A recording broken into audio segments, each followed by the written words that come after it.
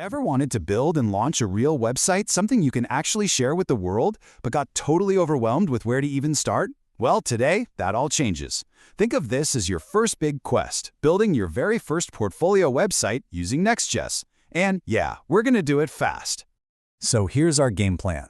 First, we'll kick off our quest and figure out why Next.js is the right tool for the job. Then, we'll get our hands dirty building the actual pages. After that, we'll learn how to pull in data to make those pages dynamic. Then comes the fun part, slaying the final bosses of debugging and deploying. And finally, we'll talk about where your adventure goes from here.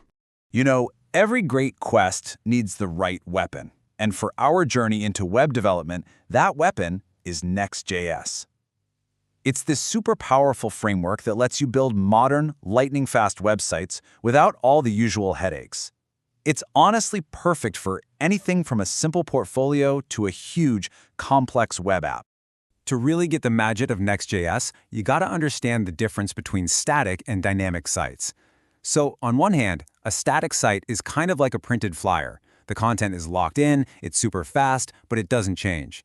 A dynamic app, though, that's more like a live conversation. It's interactive, the content can change all the time, and it's incredibly powerful. The amazing thing about Next.js is that it gives you the best of both worlds. All right, let's get to it and actually start building the pages for our portfolio. And this is where things get really cool, because Next.js makes this first step so incredibly simple. I mean, if you know how to create a folder on your computer, you already know how to create a new page on your website. This little bit of magic is called file-based routing. And here's the key takeaway. You don't need some massive, complicated configuration file to map out your site's navigation. Nope. The way you organize your folders and files is your navigation. It's just so intuitive, especially when you're just starting out. Let's see this thing in action. So you want a home page, right? The very first thing people see? You just create an app folder and inside it a file called page.js. That's it. Next.js sees that file and automatically makes it your main URL. Done. And this logic just keeps going. Need an About page? No problem. You just create a new folder called About, you put a page.js file inside that folder, and bam! Just like that, you have a brand new page at yoursite.com/about. See? Super simple, right? Okay, let's put that to the test real quick. Based on what we just saw, if you wanted to create a portfolio page at yoursite.com/portfolio, what file path would you need to create? Think about it for a sec. Got it? You'd need an app folder, then a portfolio folder inside of it, and finally, your trusty page.js file. So, we have our pages, but right now, they're empty. Let's make them interesting. A portfolio needs to show off your projects, doesn't it? Well, all that project information is data, and we need to go fetch it. This is where we start using the real power of the server. Now, thinking about servers can be a little confusing, so let's use a simple analogy. Imagine your web browser is a diner sitting at a restaurant table. That's the client. The diner places an order for a meal. That's your data. The server, that's the kitchen. The kitchen gets the order, cooks the meal, and sends the finished plate, your complete web page, back out to the diner. And this is basically how that flow works. Step 1, your browser says, hey, I'd like to order the /projects page. Step 2, the Next.js server, our kitchen, gets to work fetching that list of projects from wherever it's stored. And finally, step 3, the server sends the fully prepared page with all the project data already baked in right back to your browser. Now, the code for this might look a little scary at first, but trust me, let's just focus on two words here, async and fetch. This is basically you telling the server, hey, I need you to go fetch some data for me, but do it asynchronously so you don't freeze up the whole site while you're waiting. Once it gets a response, you turn it into usable JSON, and just like that, you have your projects ready to go. That's really the heart of it. Okay, pop quiz. Let's go back to our restaurant for a second. In that analogy, where does the actual cooking, the part where we fetch the data, happen? Is it out at the diner's table, the client? Or is it back in the kitchen, the server? If you said the kitchen, the server, you are absolutely right. So, every quest has its challenges.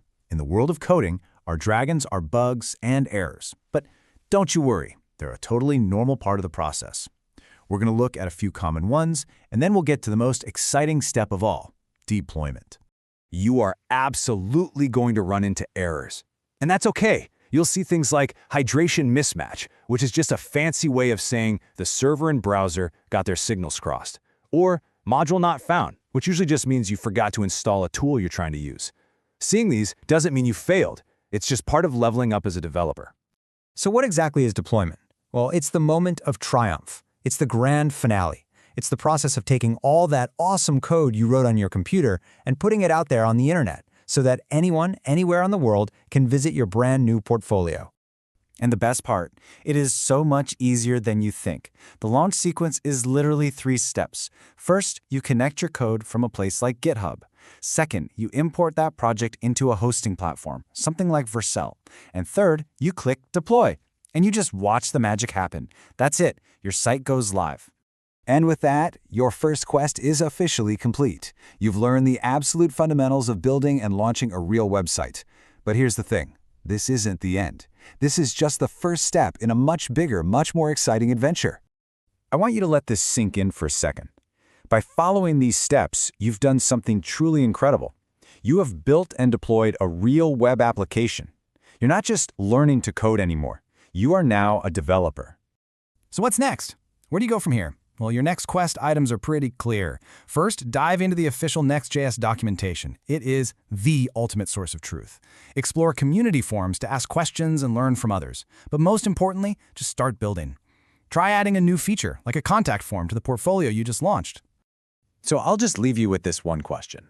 You have the tools now, you have the fundamental knowledge, your very first portfolio is out there on the web for the entire world to see.